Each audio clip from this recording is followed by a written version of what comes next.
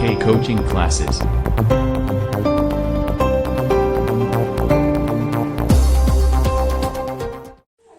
Class 10th में बेटा exercise है आपकी 4.1। क्वेश्चन नंबर दूसरा क्या है वो देखिए। आज क्वेश्चन दूसरा देखते हैं हम। दूसरे में बेटा 4 भाग हैं, तो देखिए बहुत ही अच्छे तरीके से समझने हैं आपको। हल में देखते हैं क्या होता है। एनसीईआरटी बुक से करा रहा हूँ बेटा मैं सभी। हल में आपका देखिए क्वेश्चन है आपका पहला, उसको समझिए। एक आयताकार भूखंड का क्षेत्रफल, एक आयताकार भूखंड है कोई, उसका क्षेत्र 528 वर्ग मीटर है। क्षेत्र की लंबाई मीटरों में बेटा, जो लंबाई है वो मीटर में है। चौड़ाई के दुगने से एक अधिक है लंबाई, चौड़ाई के दुगने से एक अधिक है लंबाई। हमें भूखंड की लंबाई और चौड़ाई ज्ञात कीजिए। बेटा तो बहुत ही सिंपल क्वेश्चन है, इसमें लिख दे रहे हैं माना, देखो बेटा, माना भूखंड की चौड़ाई, माना भूखंड की चौड़ाई। बेटा भूखंड की चौड़ाई यहाँ क्या है कि x मान ले रहे हैं। चौड़ाई के दुगने से एक अधिक है क्या लंबाई, तो माना चौड़ाई बराबर x मीटर मान ली मैंने। चौड़ाई आपकी x मीटर है, तब भूखंड की लंबाई,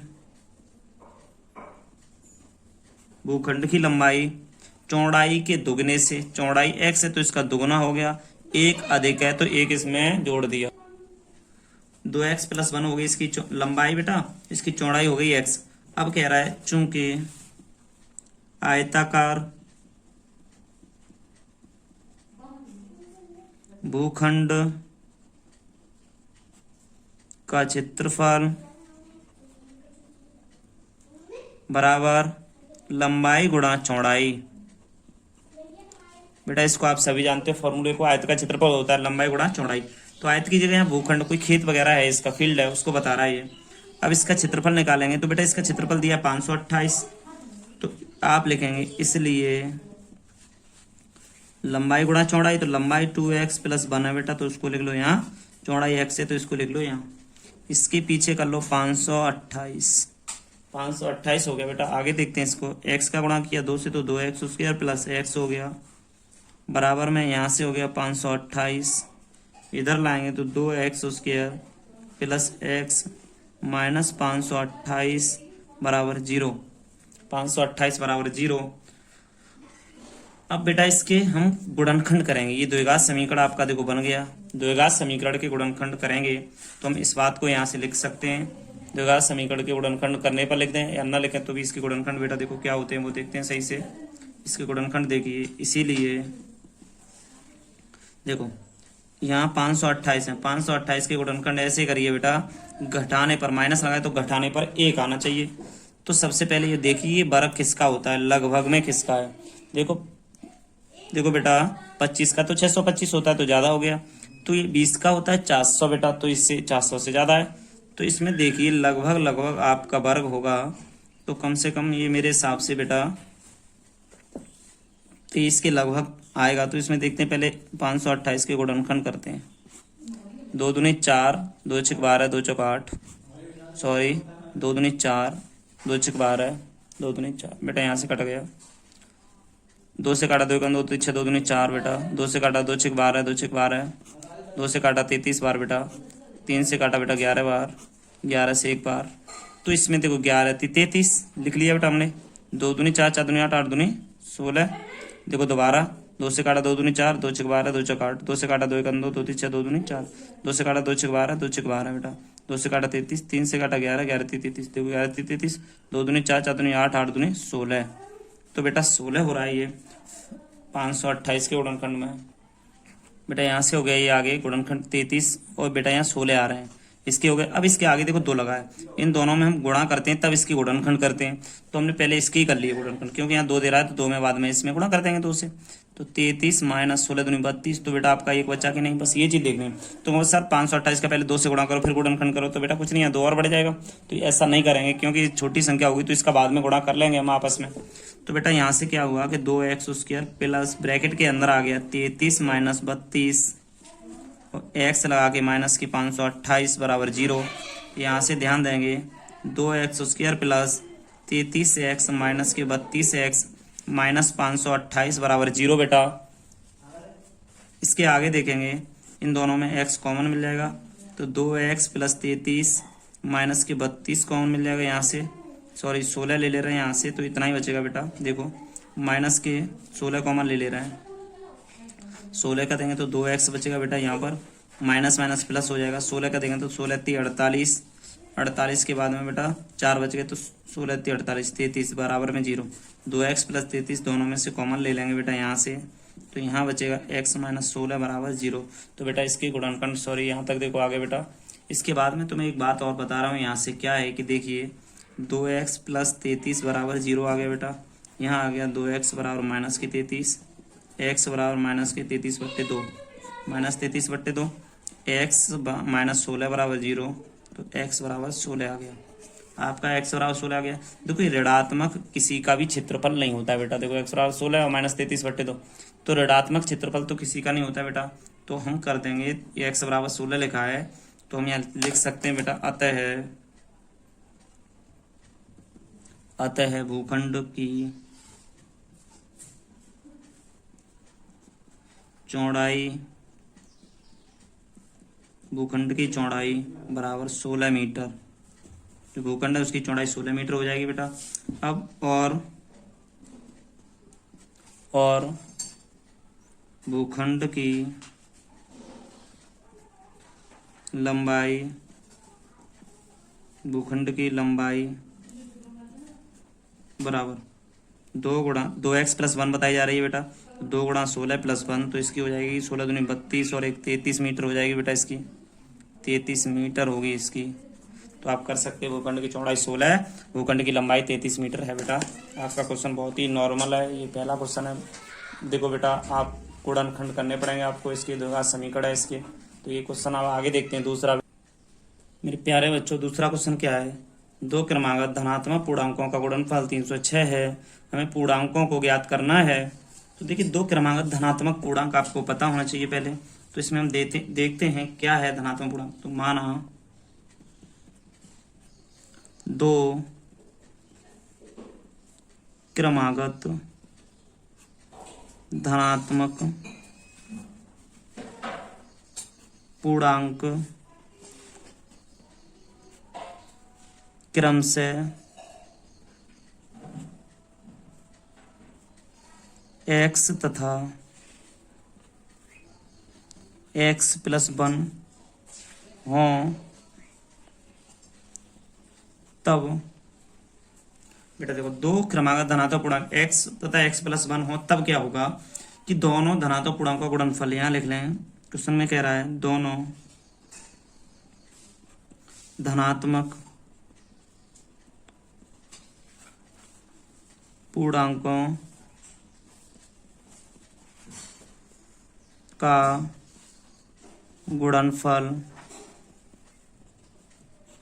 गुणनफल बेटा 306 है। तो इसमें देखो दो धनात्मक पूर्णांक है x और x प्लस 1 बराबर बेटा 306। अब x का गुणा इसमें होगा तो x² प्लस x, ये वाला इधर ले आओ तो 306 बराबर बेटा 0। बेटा अब इसमें द्विघात समीकरण है, यही द्विघात समीकरण है। अब इसका गुणनखंड कैसे करेंगे बेटा, तो इसका गुणनखंड देखो, इसका यहाँ से गुणनखंड करते हैं, इसके आगे कुछ है नहीं तो 306 है। इस बार 306 का गुणनखंड 2 से काटो, 2 × 2 2 × 5 10, 2 × 2 15, 2 × 3 6 बेटा। अब बेटा देखिए हम इसको काट रहे हैं, 3 से काट रहे हैं बेटा, ये 5 15, 3 × 3, 3 से काट रहे हैं बेटा, 3 × 3 = 7 21 और ये 17 बच गया बेटा।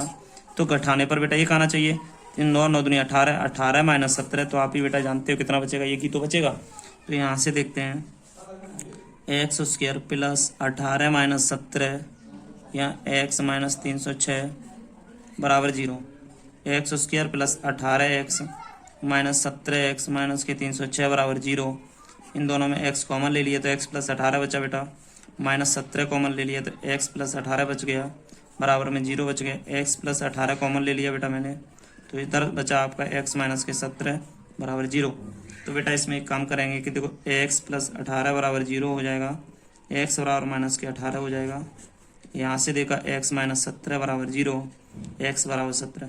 आपसे पहले भी कहा था बेटा, देखो इसमें पूर्णांकों को ज्ञात करना है तो 17 एक माइनस का रहा है, तो ऋणात्मक मान मान्य नहीं होता है, हमेशा बताया मैंने, ऋणात्मक मान नहीं होता है। तो इसमें क्या करते हैं बेटा, देखो आपका 17 और 18 आ रहा है, तो इसमें हम लिखेंगे अतः दो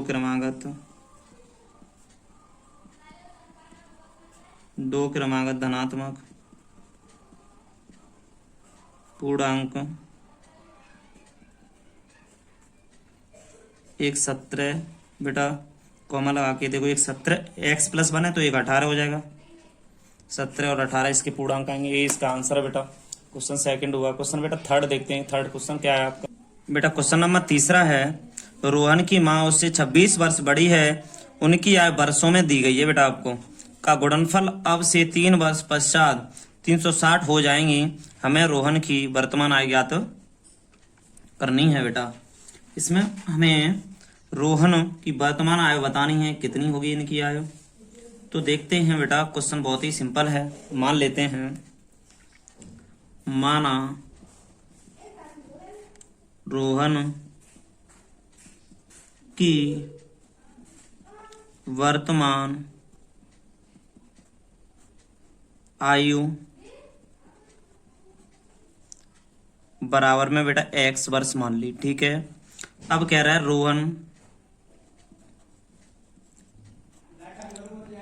रोहन की मां की आयु,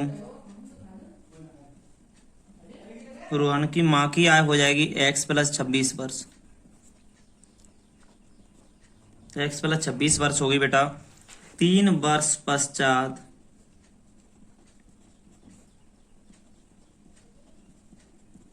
3 वर्ष पश्चात रोहन तथा उसकी मां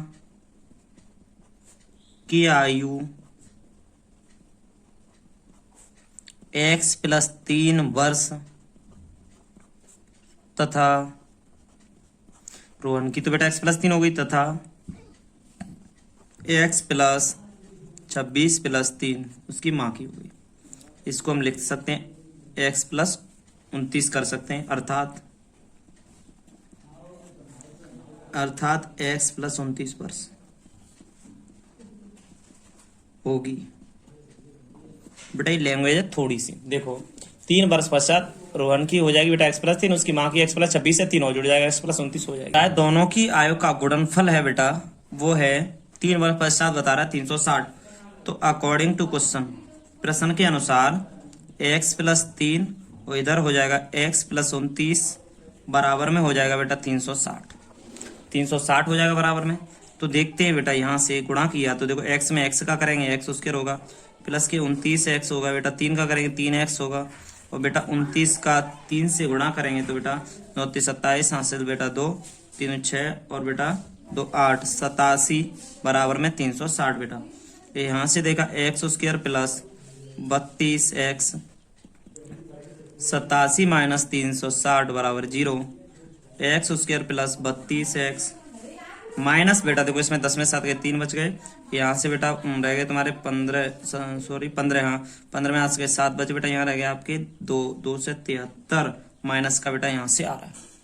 तो अब 2 से 73 के गुणनखंड ऐसे करो, घटाने पर बेटा 32 आए तो इसके गुणनखंड करेंगे हम। देखिए यहाँ से 2 से 73 के गुणनखंड करने हैं हमें बेटा। देखिए 2 से 73 के हम गुणनखंड कर, 2 1 2 2 3 6, 2 1 2 2 3 6 2 बेटा 2 से नहीं कट रहा है, 3 से काटेंगे, 3 9 27 3 1 3, देखो बेटा 3 9 27 3 1 3।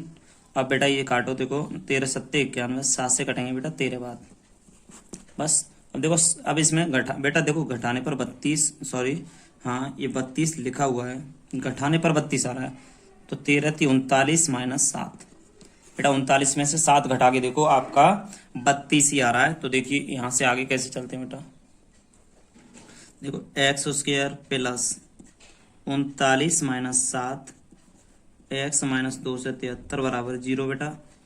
x स्क्वायर प्लस x का किया तो 39x माइनस 7x माइनस 2 से 73 बराबर 0 बेटा।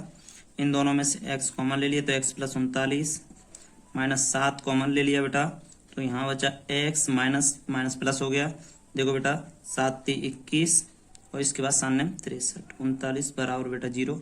x प्लस 39 दोनों तरफ से कॉमन ले लेंगे बेटा, यहाँ से कॉमन लेने के बाद में बचा x माइनस 7 बराबर 0।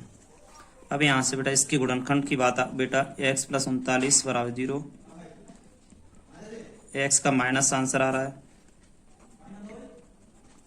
x बराबर 7। तो बेटा यहाँ मैंने अभी बताया था धनात्मक वैल्यू ली जाएगी, ऋणात्मक मान्य नहीं होगी, कभी आयु ऋणात्मक नहीं हो सकती। आगे देखते हैं बेटा इसके कि रोहन की आयु हो जाएगी यहाँ से 7 वर्ष। रोहन की आयु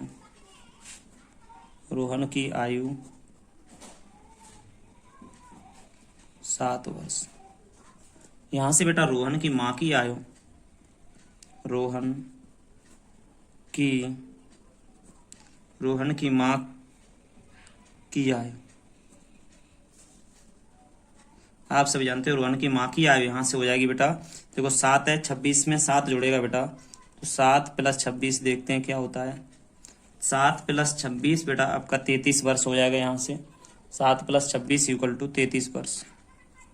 तो 33 वर्ष हो गई बेटा आपकी, 33 वर्ष हो जाएगी रोहन की माँ की आयु। क्वेश्चन नंबर बेटा 4 देखते हैं, आपको समझ में आया होगा क्वेश्चन, बहुत ही इंपॉर्टेंट क्वेश्चन है बेटा। ये चारों क्वेश्चन मैं करा रहा हूँ दूसरे एक भाग के, बहुत ही इंपॉर्टेंट है, एनसीईआरटी की बुक से बेटा सभी क्वेश्चन, पूरा सिलेबस एनसीईआरटी बुक से करा रहा हूँ मैं बेटा। क्वेश्चन देखिए 4 वाला है, एक रेलगाड़ी 480 किलोमीटर की दूरी समान चाल से तय करती है, यदि इसकी चाल 8 किलोमीटर घंटा कम होती तो वह उसी दूरी को तय करने में 3 घंटे अधिक लेती। हमें रेलगाड़ी की चाल ज्ञात कीजिए, करके बताइए। हमें रेलगाड़ी की चाल ज्ञात करनी है बेटा। तो देखते हैं अब, एक रेलगाड़ी 480 किलोमीटर की दूरी समान चाल से तय करती है, ठीक है। यदि इसकी चाल 8 किलोमीटर घंटा कम होती तो वह उसी दूरी को तय करने में 3 घंटे अधिक लेती। मतलब अभी तो पता नहीं कौन सी चाल से चल रही है गाड़ी, तो हम इसमें एक बात लिखते हैं, रेलगाड़ी की चाल हमें तो पता नहीं है, तो हल में लिखेंगे बेटा। बहुत ही सिंपल से देखना है आपको। माना रेलगाड़ी की चाल x किलोमीटर प्रति घंटा है। देखो बेटा रेलगाड़ी की चाल x किलोमीटर प्रति घंटा है, इसीलिए 480 किलोमीटर दूरी तय करने में लगा समय बराबर 480/x घंटे। बेटा आप सभी जानते हो दूरी बराबर फॉर्मूला होता है, चूंकि दूरी बराबर 4 गुणा समय होता है। 4 बराबर देखते तो दूरी बटे समय, तो यहाँ समय है तो समय का मतलब है यहाँ से आ जाएगा बेटा दूरी बट्टे 4।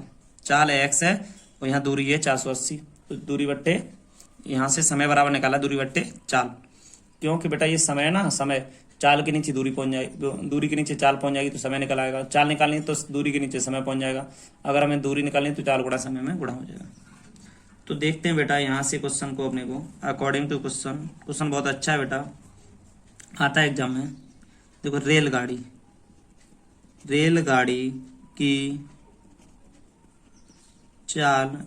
की चाल में कमी कितनी कर दी गई है, रेलगाड़ी की चाल में कमी कर दी है, उसको कमी को देखते हैं। तो बराबर x माइनस 8 किलोमीटर प्रति घंटा। रेलगाड़ी की चाल में कमी हो गई, पहले x से चल रही, अब 8 किलोमीटर प्रति घंटा के हिसाब से हो गई है ना बेटा। तो अब ये बताओ 480 किलोमीटर की दूरी तय करने में, 480 किलोमीटर दूरी तय करने में लगा समय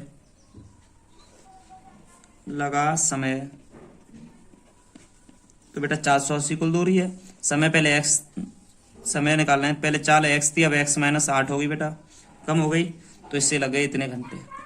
क्वेश्चन देखते हैं, बहुत ही इस चूंकि अब कह रहा है उसी दूरी को तय करने में 3 घंटे लेती है हमें रेलगाड़ी की चाल। तो अब बेटा देखते हैं यहाँ से दोनों समय में अंतर कह रहा है, दोनों समयों में अंतर क्या है, बराबर 3 घंटे। देखते हैं कैसे बेटा। देखो एक रेलगाड़ी 400 किलोमीटर दूरी समान चाल से तय करती है, यदि इसकी चाल 8 किलोमीटर कम हो तो उसकी दूरी तय करने में 3 घंटे अधिक लेती है। तो कहने का मतलब पहले गई रेलगाड़ी फिर बाद में गई, तो दोनों का बीच में जो अंतर होगा वो 3 का ही तो होगा। तो देखो दोनों समय में अंतर कैसे निकालेंगे, तो बेटा इसीलिए पहले 480 ये अपॉन में x माइनस 8 माइनस यहाँ से हो जाएगा 480 बट्टे x बराबर में 3। तो यहाँ से देखते हैं एलसीएम लिया x माइनस 8, तो इसका डिवाइड दे दिया, तो यहाँ से हो जाएगा 480x माइनस इसका इसमें देंगे तो यहाँ हो जाएगा 480x माइनस 8 बराबर 3।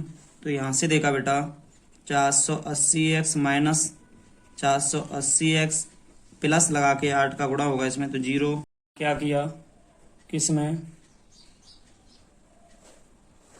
480x माइनस 480 का x से गुणा, तो 480 माइनस माइनस प्लस हो गया बेटा, 480 का 8 से किया तो 3840 हो गया।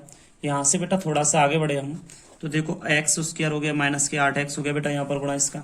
इसके बाद आगे देखते हैं बेटा थोड़ा सा कि यहाँ पर इतना गुणा हो गया। अब देखिए ये आपस में कैंसिल हो जाएगा बेटा, ऊपर बचा 3840 बट्टे x स्क्वायर माइनस के 8x बराबर में 3 बट्टे 1 बाई क्रॉस मल्टीप्लाई किया 3x स्क्वायर माइनस के 24x बराबर में बेटा इधर हो जाएगा 3840। यहाँ से देखते हैं 3x square minus 24x minus के 3840 बेटा देखो बराबर में 0 कर देंगे। तो इसमें ये देखना है हमें 3840 के ऐसे गुणनखंड करो कि 24 आना चाहिए बेटा, या फिर इसमें से 3 कॉमन ले तो बहुत सिंपल हो जाएगा x square minus 8x minus बेटा 3 का भाग दिया इसमें तो 3 1 3 3 9 6 3 8 24 0 बेटा मेरे हिसाब से 1280 बच रहा है, तो इसको इधर 0 में भेज देंगे 8x माइनस के 1280 बराबर 0। तो ये 1280 के गुणनखंड ऐसे करिए बेटा, घटाने पे 8 आना चाहिए। तो देखो 1280 के हम गुणनखंड करते हैं बेटा, 2 से काटा 6 बार 4 बार 640 हो गए बेटा, 2 से काटा 2 3 6 0 320 2 1 2 2 6 12 0, 2 से काटा 80 बार, 2 से काटा 40, 2 से काटा 20, 2 से काटा 10, 2 से काटा 5। यहाँ से देखते हैं बेटा इसमें घटाने पर 8 आना चाहिए। तो देखो 5 दूनी 10 10 दूनी 20 20 दूनी 40।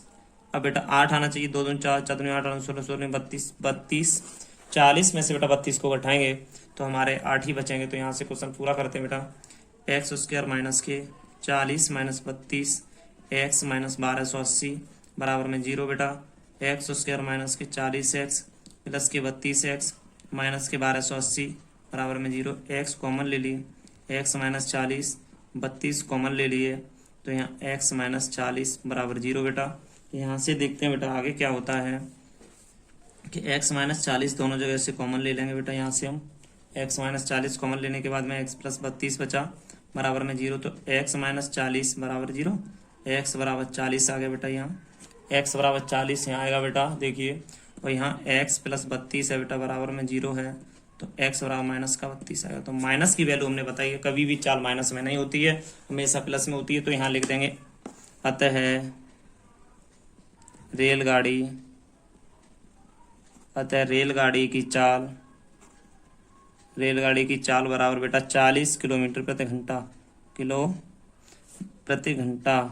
किलोमीटर में है ना तो km प्रति हावर ऐसे लिख देंगे बेटा, किलोमीटर प्रति घंटा। ठीक है, ये आपका क्वेश्चन होगा पूरा कंप्लीट बेटा। क्वेश्चन यहाँ से देखो, क्वेश्चन कंप्लीट है बेटा आपका, बहुत ही अच्छा क्वेश्चन है बेटा, इसको आप सही से करना है बेटा। आपको देखो क्वेश्चन यहाँ से है, सही से समझना है इसको 1 बाई 1 डिजिट करके बेटा। यहाँ से है क्वेश्चन आपका, क्वेश्चन बेटा दूसरे एक्सरसाइज 4.1 खत्म हो गई आपकी।